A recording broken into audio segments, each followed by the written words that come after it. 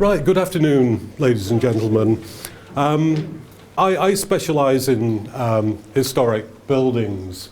My background, I'm a chartered surveyor, general practice, and got involved with lots of historic buildings, both in terms of building surveys, but more so now I'm getting more involved in appeals or doing heritage statements to support planning applications, listed building applications, and that is taking quite a considerable amount of my time. And really, I see that there's going to be more issues on the planning, appeal side and whatever. But I still like to get my hands dirty and do a survey. Can I, first of all, ask how many people do heritage statements here? Ah, good. There's a few of us. That's where you have to provide background information or supporting information to show that a development is not going to cause harm to the historic environment. And this thing, the National Planning Framework, has been revised, and I get the feeling people have to jump through hoops. And for those of you who actually do statements, do you sometimes question whether your statement's actually read by the local authority? Because they have the view of, I don't know, using conservation arguments to say no to a proposal, and I think increasingly so. This is certainly my experience, that conservation arguments are being put forward as valid reasons for refusal. I have a jaundiced view, but it's based on personal, personal experience. I'm not entirely by myself on this, but first of all, I would mention that a number of years ago I attended an RICS conservation course in the east of the country, and one of the guest speakers was the director of English Heritage, as it was then, for the Eastern region. And he said something along the lines that, well, we may have been criticised in the past for taking unreasonable approaches to proposals, but now we're saying, well, let's see how we can do this scheme. We're going to work with you and, ultimately get to the same result. And I thought, great, that refreshing viewpoint. I would say now, if you go back to historic England, they would probably deny anything like that was said, simply because the system has become very regulated. It's become, in many ways, very negative approach to dealing with development. And I'll give you examples as I go along. And personally, I think it's to the detriment of the historic environment, but I'll leave you to judge on that.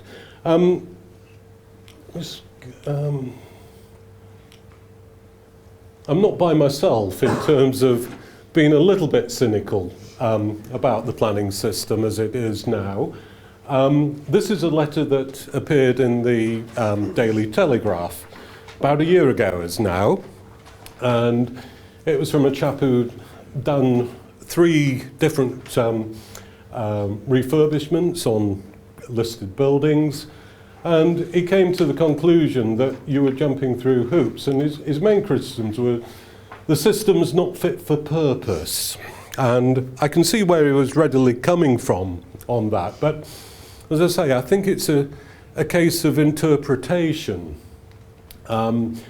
Whatever you may feel about conservation officers, they are quite passionate. And the second issue, the second point he mentioned, it all depends on the foibles of individual officers. And I think you come across 2 types of conservation officer, certainly in my experience.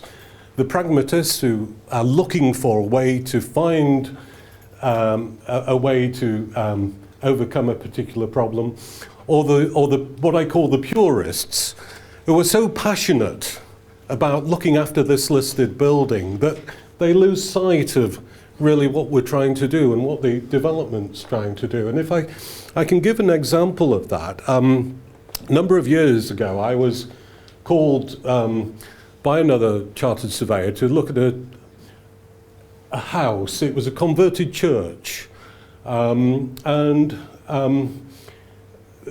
planning permission had been given years ago for change of use for a house, but all intents and purposes it was a perpendicular church, a lovely tower, and the conservation officer objected to modernisation in the form of putting proper heating into the former church.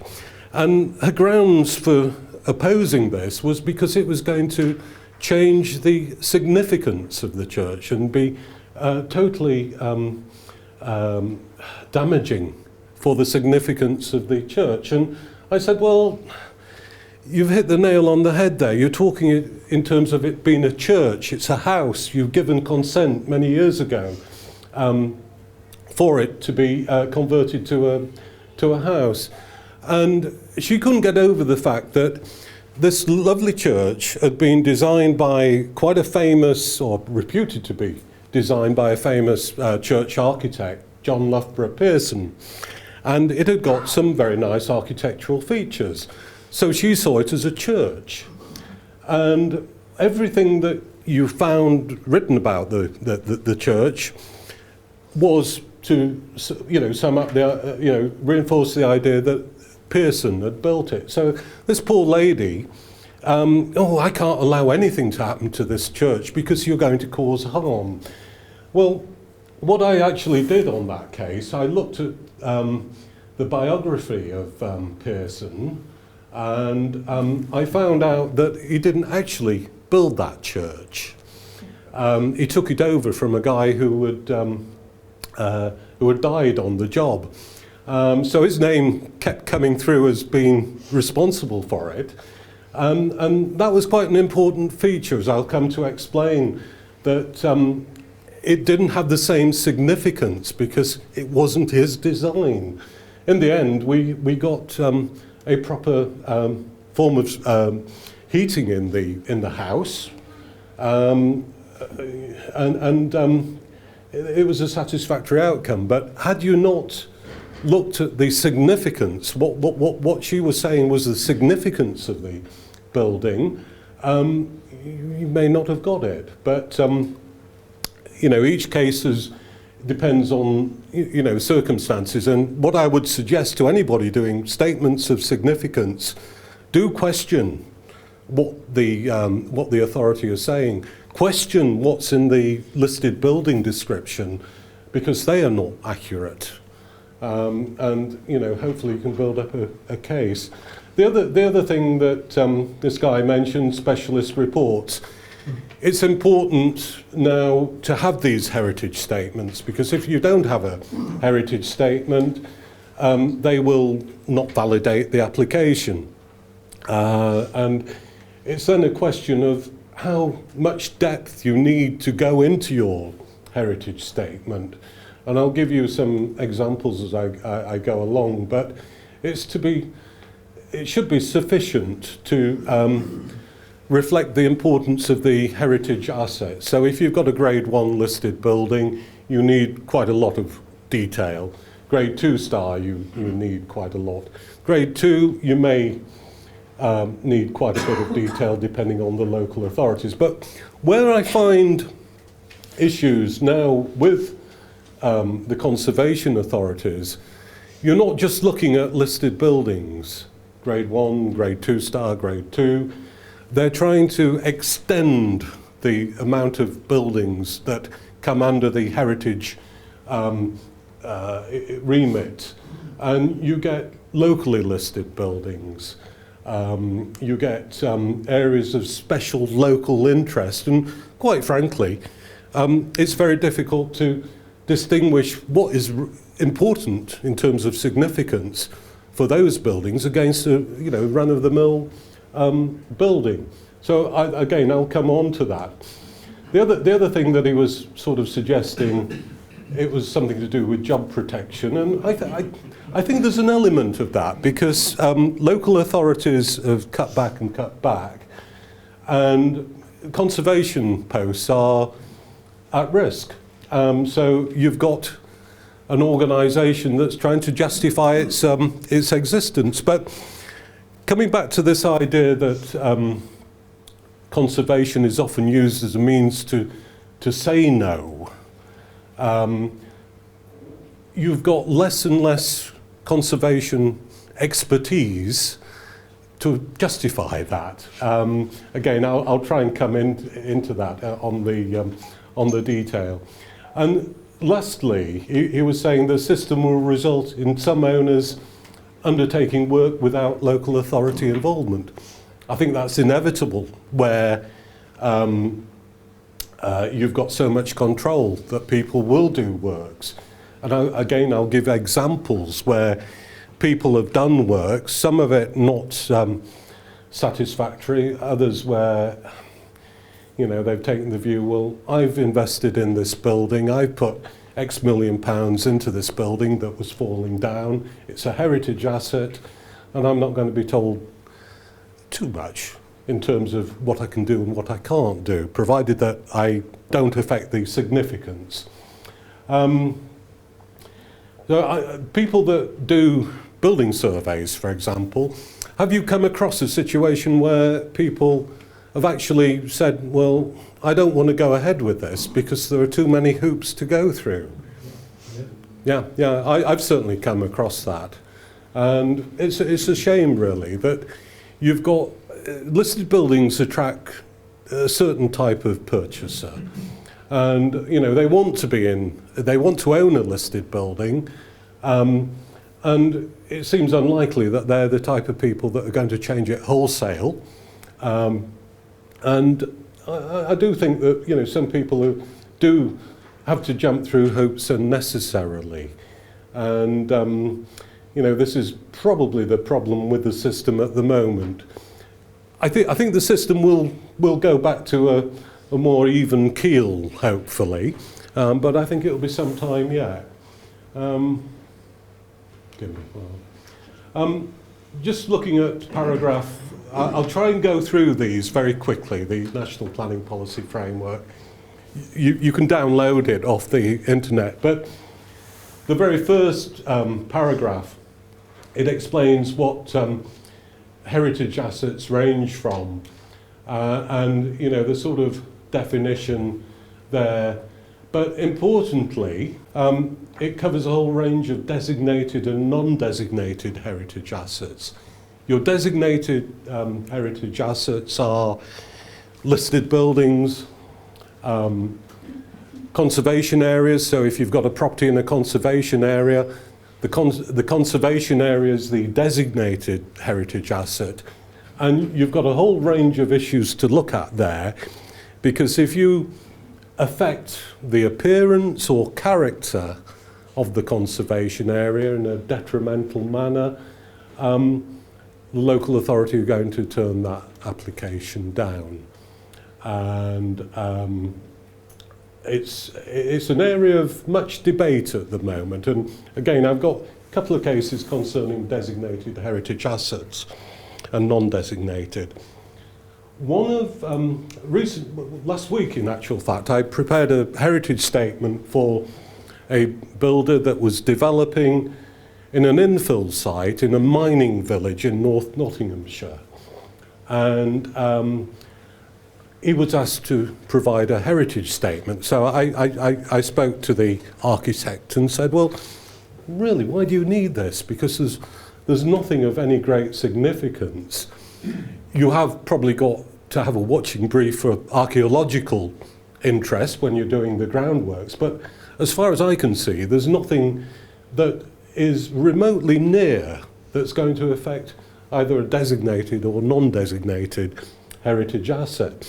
What it turned out to be, that particular authority had listed a load of properties on the mining village, mining estate village, and quite frankly, you couldn't understand why they were put on a local list, because they were just like any local authority house. Anybody that's looked at coal-board housing, certainly interwar period, very similar to local authority housing. And you had to look very carefully and scratch your head and wonder why these were created non-designated assets. But this is why the policy seems to be expanding to take on more and more properties. And again, I think that works to the detriment, certainly of the owner, and also of the property. You're probably all familiar with the different grades of listing. Grade 2, the most common, grade 2 star, which is above special interest, grade 1, exceptionally special interest.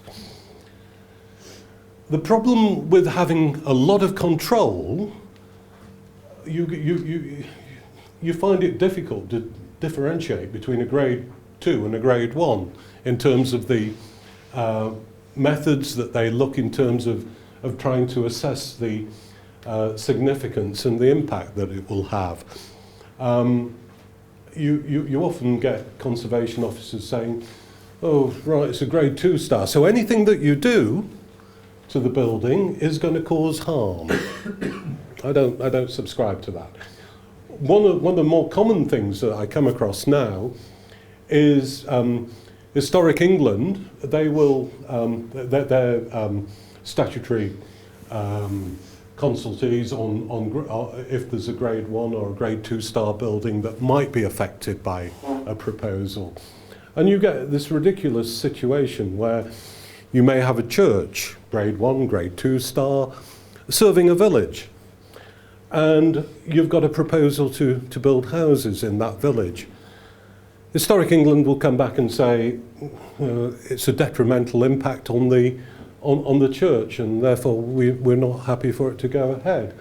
I've had a couple of those recently, which we've overcome, but it does seem to me rather strange that where you've got a church which supposedly served the village, and they're saying, well, you can't have any development near it because it's going to affect the significance.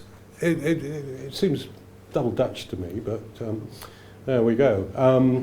That's one that happens quite frequently for developers, and I've got a couple of cases on the go at the moment where we're fighting that view.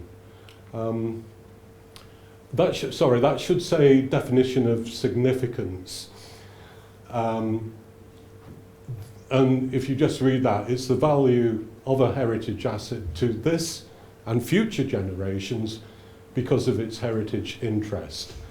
The interest may be archaeological, architectural, artistic, or historic. And just a little bit on that. The architectural, the historic interest, I think we can all appreciate in respect of a building. Archaeological interest is something that is now becoming more important. Certainly under the National Planning Policy Framework, you've got to have regard what may be under the ground. And in today's Telegraph, not that I read the Telegraph on a regular basis, but in today's Telegraph, there is a report there that the first military crash site has been designated for an American bomber that crashed on the beach at Harlech in Wales. And it's the first of its type, and it's been listed because of its archaeological and historic interest. And increasingly, this is becoming more of an important issue, the archaeological interest, and there's been so much more. Is the plane still there? It's there. If you read today's Telegraph, you'll see a photograph of it, half covered by the sea. It's like a wreck. But you can see it, and it's rusting away and whatever, but it's protected. So when does it become not of national interest? How far is it? Goodness knows, but you know, it would have been, in my mind, yes, you're right, it would have been of interest.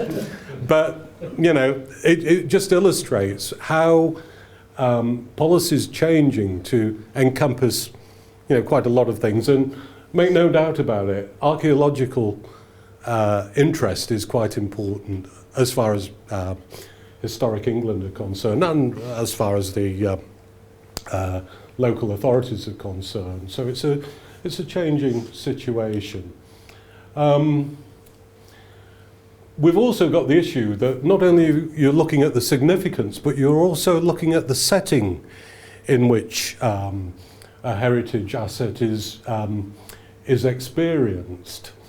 And this is of quite interest to developers looking at developing in villages where there's a church. And you know, if you obviously read the definition, its extent is not fixed. It may change as the asset and surroundings evolve. It's interesting. Elements of the setting may make a positive or negative contribution.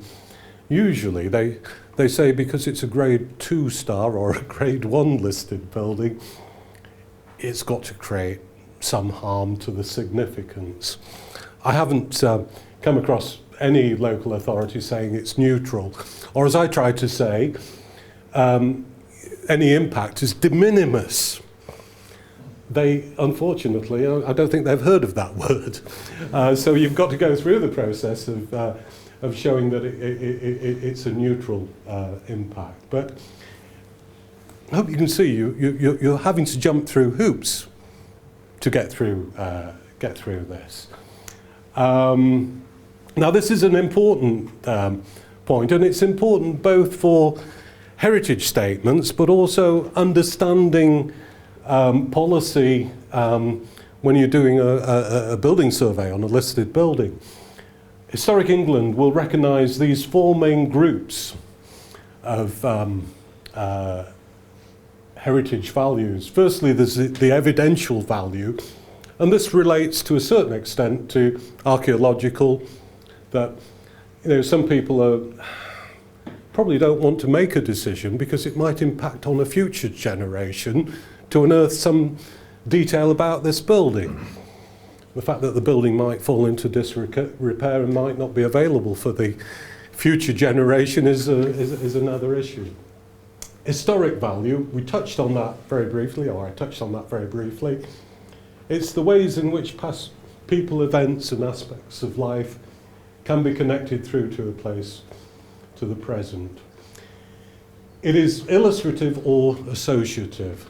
In the church case that I mentioned, it was associative to this particular architect. And then I found out that, lo and behold, the guy who did his biography had evidence to show that he wasn't involved in the design. He was just doing a good deed. So the value changed.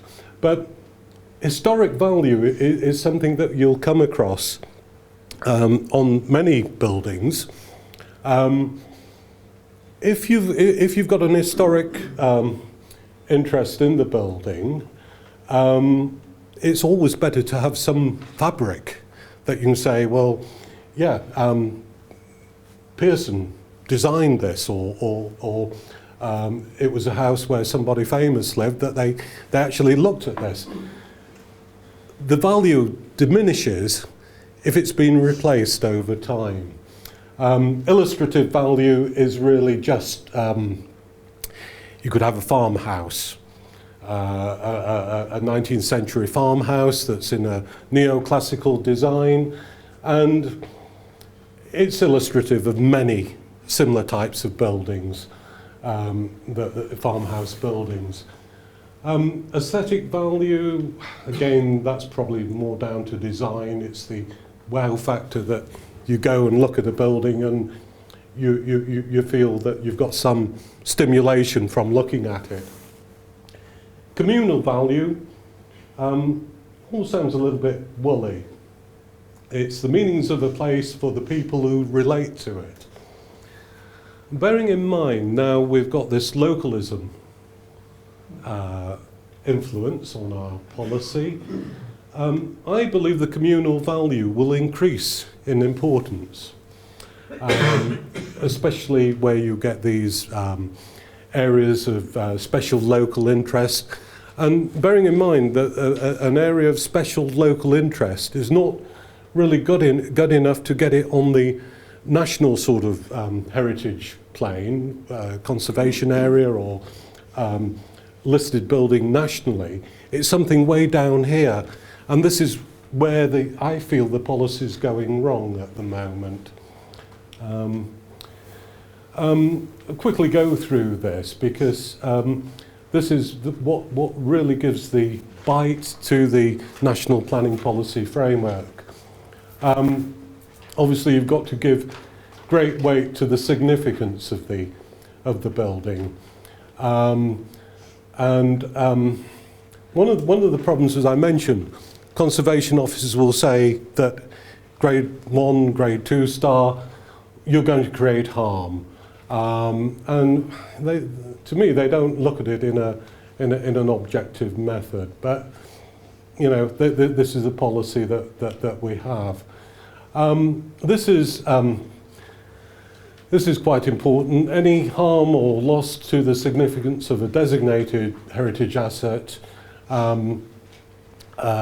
is clearly not acceptable to the authorities. You've got to, if you're creating harm, in respect of grade 2, which is the lowest, it should be exceptional. So you've got to justify the reasons for overcoming the objections to the conservation officer. And I've had instances where we've been looking at internal alterations and not of any great significance, and they've refused it using that, or tried to refuse it. Obviously, going back to B, assets of the highest significance, any harm should be wholly exceptional.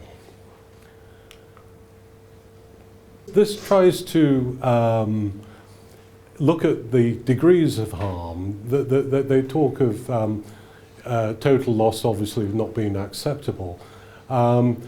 But where you've got substantial harm, the local planning authority should refuse it. That's in the policy document, unless it can be demonstrated that the substantial harm or total loss is necessary to achieve substantial benefits that outweigh the harm or loss. Excuse me, would you be able to give me some examples of the sort of harm that you're... Well, if you can bear with me, okay. I've got some worked examples, and that, you know, I'm just trying to set the scene here, and hopefully it will become clear with the examples, but if not, fire ahead. I just need to get through this sort of formal bit at this stage, and hopefully the examples will give you more information. Where the development proposal will lead to less than substantial harm,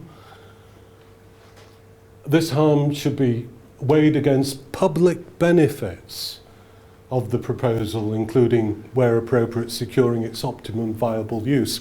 So you have a proposal which is not really going to cause substantial harm. The conservation officer will say, well, yes, it's not going to cause a lot of harm to this heritage asset, but unless you can show public benefits, tough, you can't have your consent. And I find this quite unacceptable. And the way that it's interpreted, and as I say, a lot of the policy goes back to interpretation. When you look at historic buildings, and a lot of people built buildings to display their wealth and whatever, and you had to have this sort of private benefit to provide the ability to provide a public benefit, if you see what I mean. And this, to me, is a very restrictive area, because the local authority will say, or can say, you've got an extension on a listed building. They can say, well, yeah, I can see the benefit of it, but there's no public benefit. Go away. I would argue against that the building has got to evolve, and without the natural evolution of the building, it will get into disrepair, and that is your public benefit. But again, I'll show you examples of that as I go along.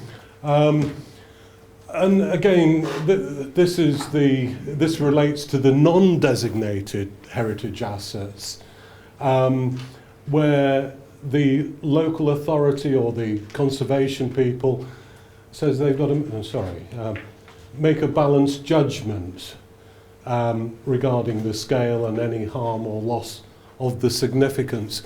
Unlike the lady with the church, very passionate about saving this heritage building, she couldn't see the wider picture, that you're trying to take that building on to its next stage of life.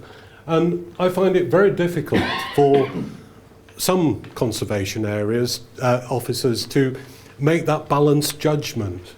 Some do, the pragmatists, but certainly the purists who are frightened to death of doing something that upsets historic England, or seem to go against the policy, find it very difficult to make that balanced judgment.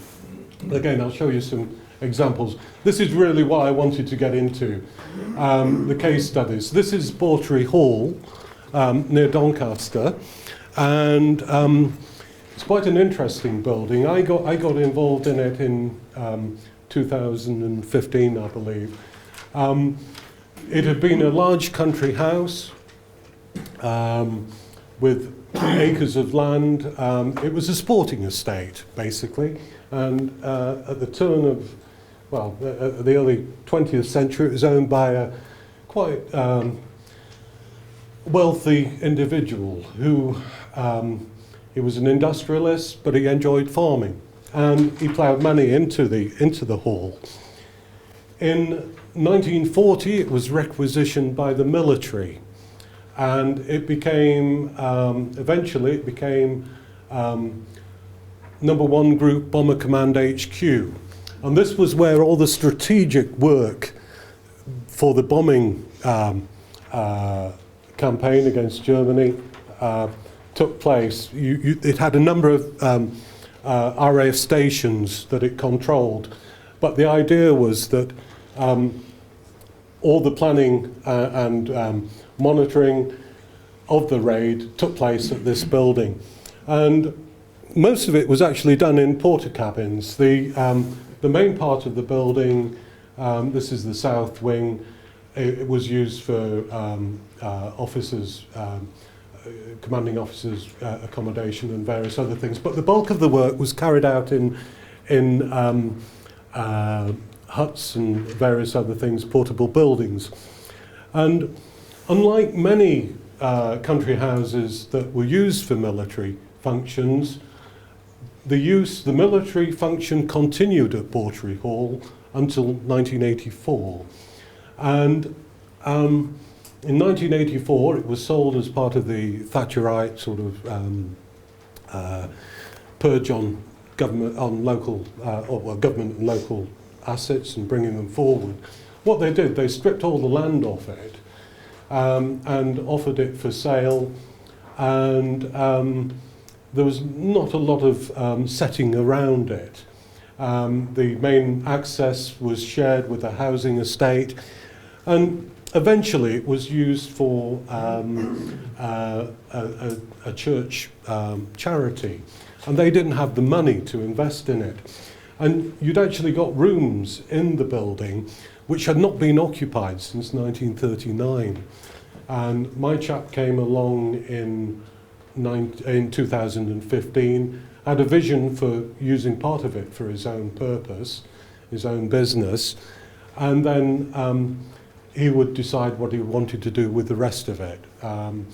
He was sort of trying to build up his finance and whatever, changing some of it into apartments. But this building was the only permanent reminder of the RAF, and you've got offices at ground and first floor, But behind there, you've got a command building, which was built, you can just see part of it there, but the command building was there.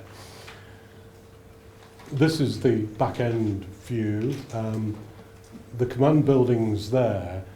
Part of the sort of west wing, it was substantially changed in Victorian times. But you can see the aspect from some of these windows. You've got a blank wall. And this was one of the problems, that you couldn't develop the building or refurbishing it. It was exceedingly difficult. And it was made difficult by, it's grade 2 stars, so it involved historic England. And they were unhappy that my chap hadn't got a long-term plan to bring everything into use. Well, that building there is reinforced with massive reinforced concrete structures. You can't demolish it, or well, I suppose you could, but it would cost an arm and a leg to do. Interestingly, when it became listed, when it ceased to be in use for the RAF, they said that this part had no interest whatsoever, no special interest. And when I came along to do the heritage statement, they actually said to me, well, this building, it was here in the war. No evidence that it was there in the war, and this is where Bomber Command had actually operated from. And I had the task of trying to find out when this building was built. And bearing in mind this is a sort of place that was restricted within the meaning of the Official Secrets Act, there was very little information available. Eventually I did track some information down in Kew in the National Archives, which suggested this was part of the post-war development. So I got over the issue that this building hadn't got any World War II significance, but then they came back at me and said, this number 1 group operated Vulcan bombers in the sort of Cold War. Therefore, it's got significance. So I had to go back and say, well, look, yes, it's reinforced for blast purposes, but it would not withstand a nuclear bomb, and it couldn't, because it's all above ground. So we overcame that, and eventually we got consent for a number of apartments, leaving the front part of the building for the client to work out what he was going to do on it. And eventually he came up with the idea that he was going to convert this into a conference and wedding venue, and quite successful one it's turned out to be. But he had to get consent for the use, and again we had to go to Historic England, and the noises weren't particularly good from them. Instead of sort of assisting, I think it's fair to say that it was a negative response. So he went along and did it. Sorry, is that the same building? Yeah, that's the east elevation, and that is, if you can imagine the building that was that side, quite a substantial building. I'll come on to that. So he said, put it in broad Yorkshire, bugger it, I'm doing it. And he did it. And then he called me, and I didn't have any sort of involvement in what he did, but it was a guy that had taken on a number of listed buildings, and he did a very good job of it. And we applied for retrospective consent. Historic England came along, and they were none too pleased that he'd done his work. I'm just trying to get back to a photograph which So I'm going the wrong way. This is the entrance hall, which had been enlarged by the industrialist in 1905 to make a grand hallway. And the scale of his sort of operations, he was big into entertainment. It was a who's who list of people who came on shooting parties and hunting with him.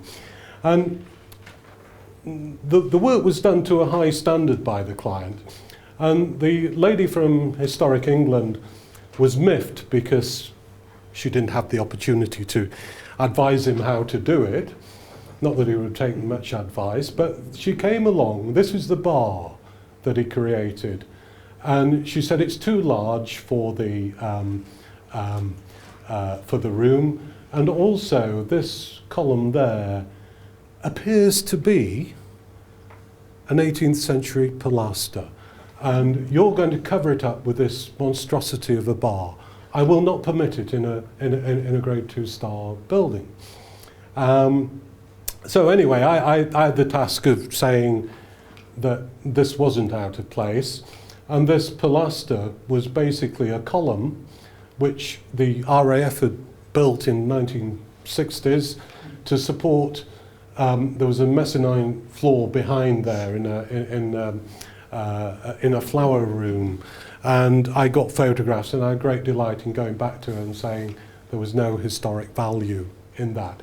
But again, it's important to be able to overcome the problems that people may throw at you. And I say, even if she was right, the bar was totally removable. You weren't creating any permanent harm to the building, and I would say it was even less than substantial, less than substantial, if you see what I mean. That probably answers your point to a certain extent on there. But we had a number of problems on this property. Not only was it a grade 2-star listed building, it was in a conservation area. And this was the main entrance, which we could no longer use because it's on a busy junction. And you got oak gates there. And this goes back to the view that this was a place that was restricted within the meaning of the Official Secrets Act 1911. So you couldn't see into it. And we wanted to change it to something like that, so that you could see the building, that the building once again became the focal point of BAWTRY.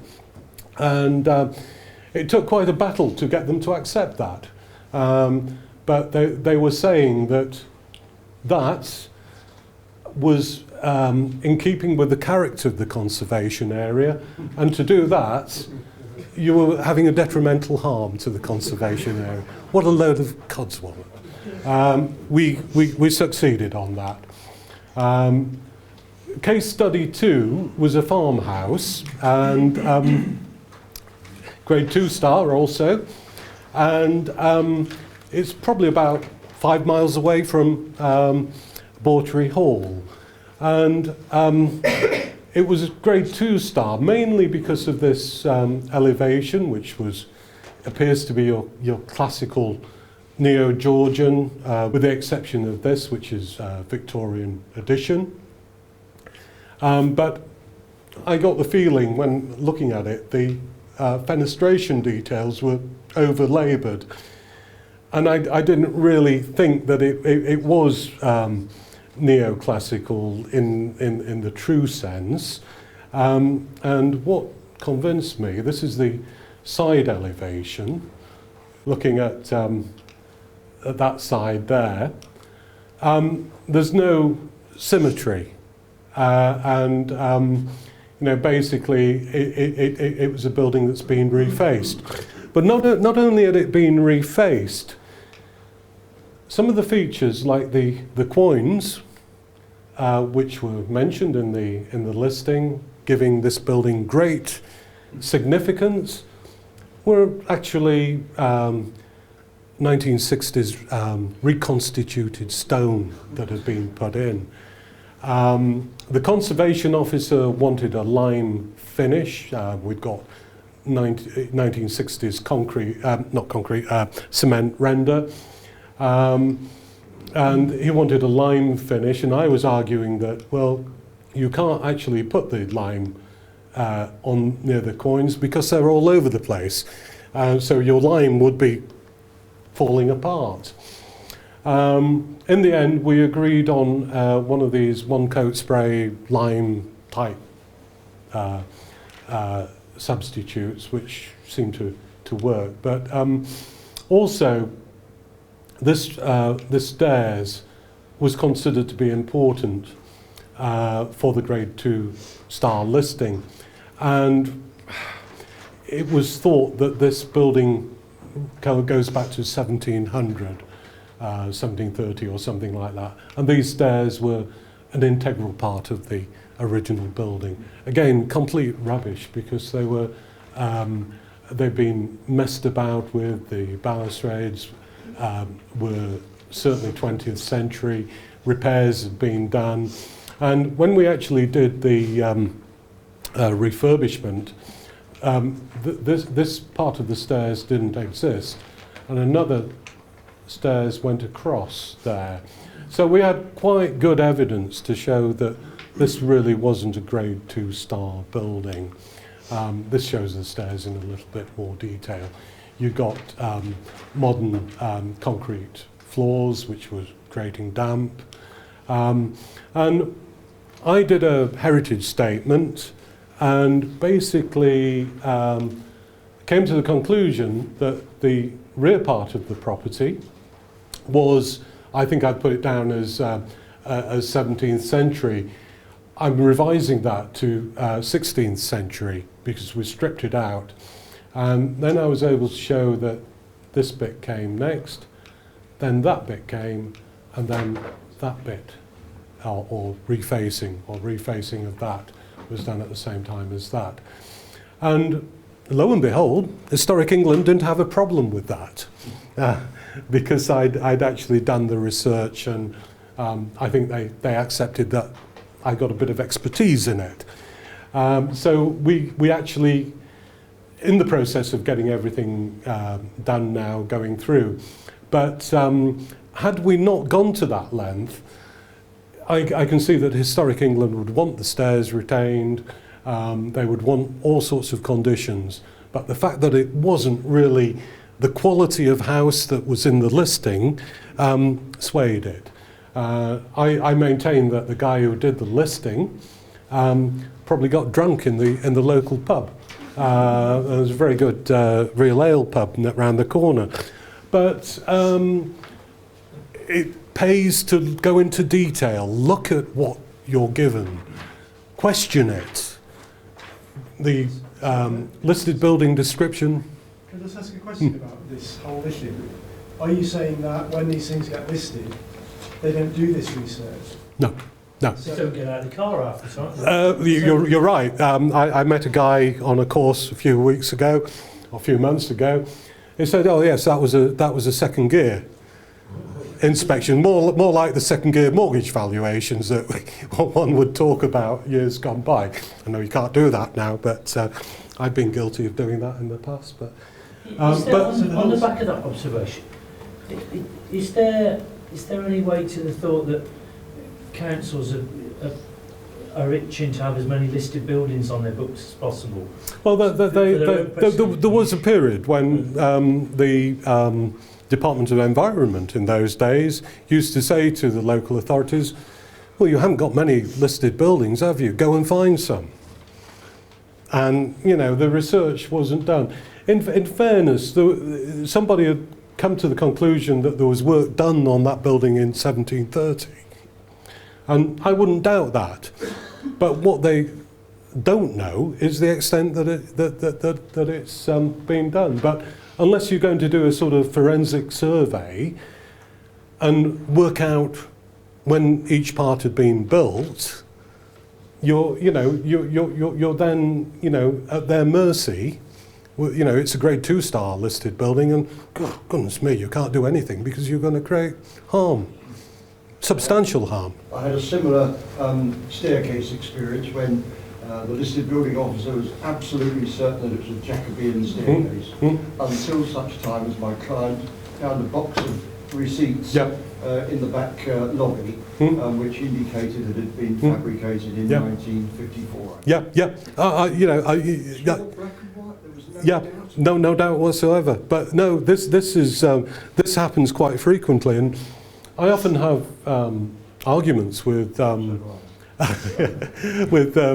you know, sort of building archaeologists who come with a slightly different opinion from myself, and you know, all I can base my experience on is different types of properties that I've looked at. And I had one case in Wakefield where they were trying to say that a post was an arcade post, and I couldn't work it out, and it turned out that the owner's son, the chap had died, his son had come forward and said, yeah, my man bought this at a reclamation yard, thought it was a nice feature.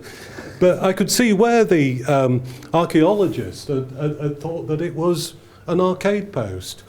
And I could see that there was evidence of the timber framing, but that wasn't, you know, conclusive. So question everything.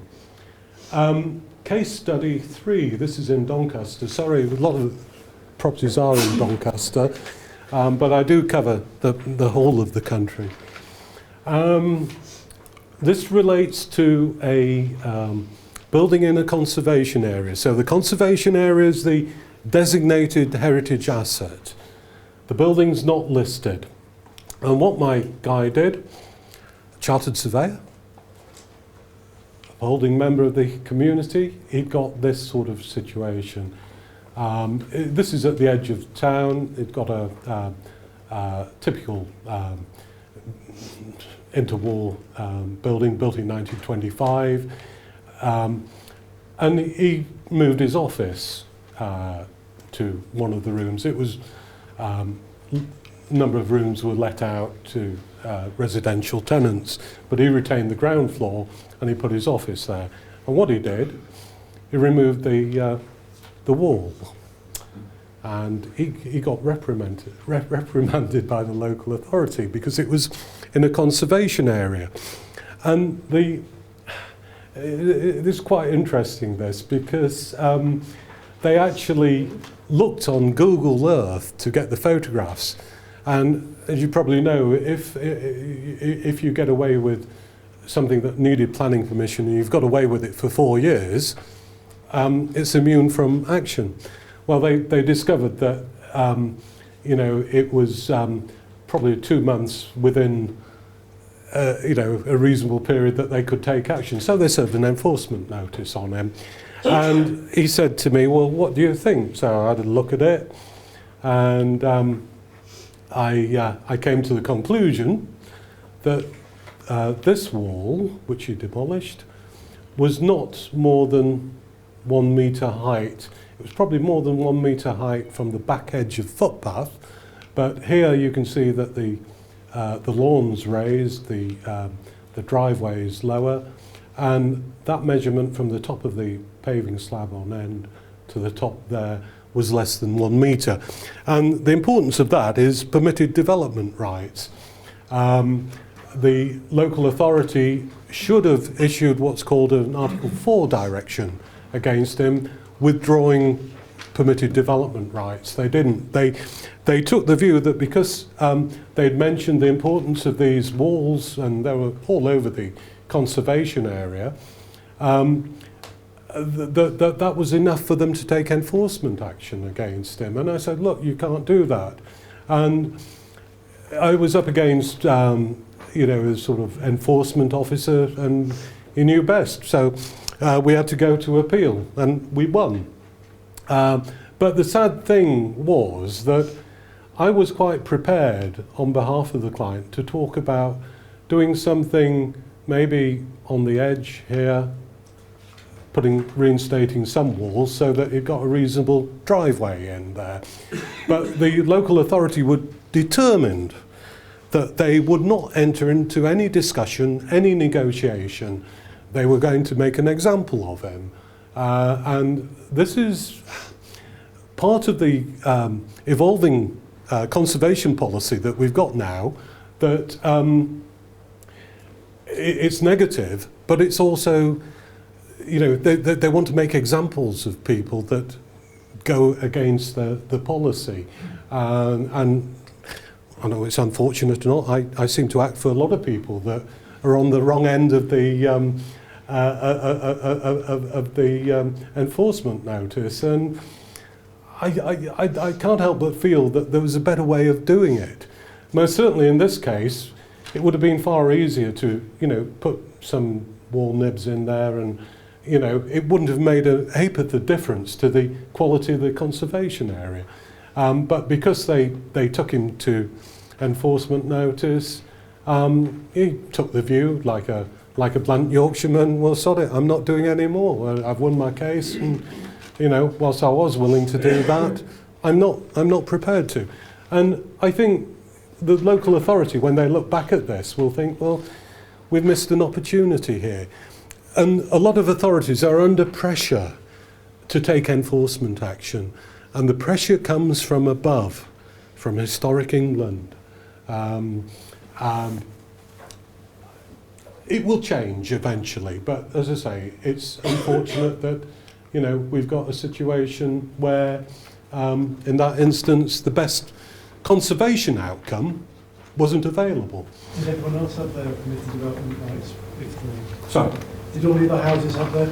no, they haven't done it. The amazing thing was that 2009, when they did their conservation area appraisal, they were talking about we ought to be doing Article 4 directions, and they didn't. And I was arguing that because of their inaction on the conservation area side, they've contributed to the change in character. Interestingly, the inspector wouldn't enter into any discussion on that. That was a ground of that I put in for not accepting the enforcement notice, and he said, I find no evidence that the character of the conservation area has changed. And that was it, just a couple of lines. But then he said that because it was less than a metre, the enforcement notice was quashed. So I don't think he wanted to get involved in that argument. But that's the way things are going. Sorry, you've got a question. Just for clarity, are you saying that it was permitted development because it was less than a metre? Yeah. That's the front wall. If you look at the permitted development order, it was amended in 2015, and it's 2 metres for side, but 1 metre for, and for a front wall. And the only way that the local authority can get over that is to withdraw those permitted development rights, and they didn't. I thought they related to like replacing the wall heights and things like that. No, Demolish it.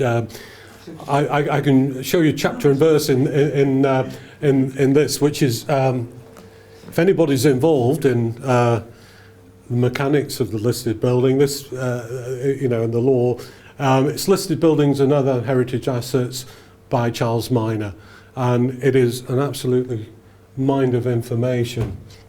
Oops, sorry. This is case study 4. I'll quickly go on to this. This is a farmhouse in Derbyshire. It's a listed building.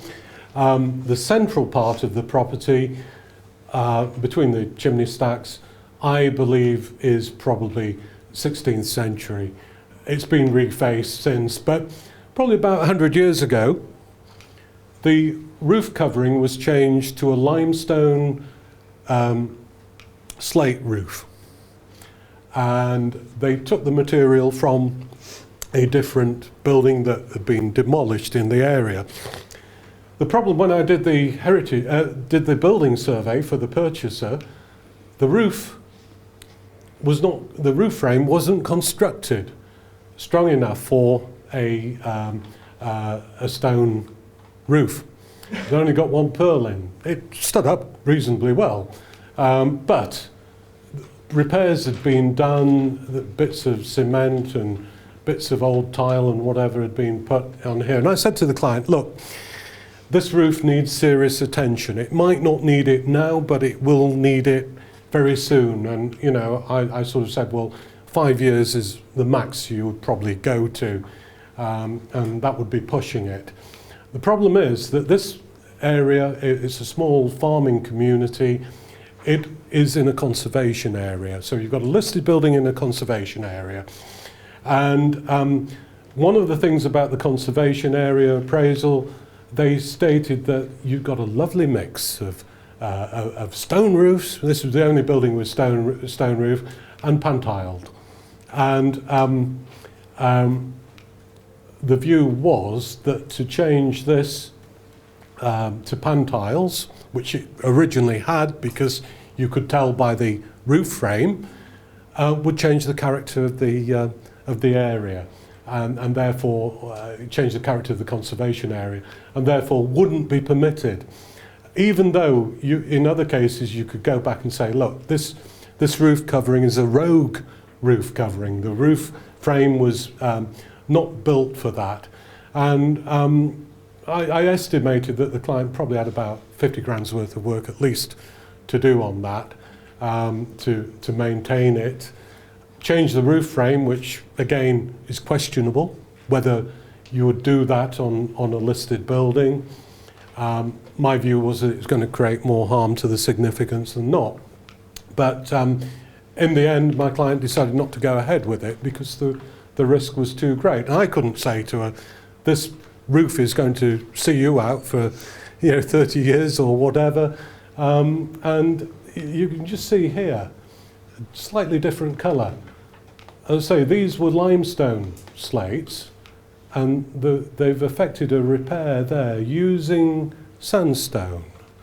And I'm pretty certain that they wouldn't allow a sandstone slate roof there. So that had got quite serious implications. As far as I'm aware, my client didn't go ahead with it, which is a shame. But I don't think the conservation officer really appreciated the issues with the roof. It's unfortunate, but there we go. This is a case study in Watford. Anybody from Watford? Shame. You might be able to tell me some information about this. This is, I'm acting for clients who own this building, and it was built in 1924, and it's got mock timber framing elements. Unfortunately, earlier this year, the Borough Council went along the whole of this road, which leads from the Metropolitan Line station, which is outside the town, and locally listed lots of buildings because they were arts and craft design. And all right, you can see elements of arts and craft elements there, but it's not true arts and craft. But they've listed it, locally listed it on this basis. And we've got a building here that really doesn't work. It's had extensions done around the back. And really, I'm sort of saying that there's no heritage value in this. It's a type of mock Tudor or mock Jacobean, whatever it was called in the 1920s, and it was quite popular. They've tried to make its significance more important because they refer to it as Metroland housing. And when the Metropolitan Line was built outside London, the way that they constructed it, it was cut and cover. So they had to acquire more land than they actually wanted. And the surplus land, they were allowed to sell off or develop for housing estates. And yes, in North London, you've got lots of these metro lands, which were developed by the Metropolitan Railway Company in conjunction with other builders. and you know, they have got some heritage value. But what the Borough Council did in this instance went about locally listing all these buildings, and the important thing about locally listing, you can't demolish, you can't change any aspect of this. So you've got a building that really doesn't work. It's in quite appalling condition. It's shown slightly better, but it had been used by drug addicts and whatever, and it was in quite poor condition. But they build up this idea that this estate, this road, was metropolitan housing, and you know, it clearly wasn't. And what they're looking towards doing, maybe, I don't know, they may think twice now, that it's not metropolitan line, and they were looking in terms of making a conservation area on the premise that it was the planning officer that had gone round looking at the houses on the estate, and you've got, this is the next door property, that's subject property. You've got some arts and crafts features, but they're not truly arts and crafts because they're mass produced.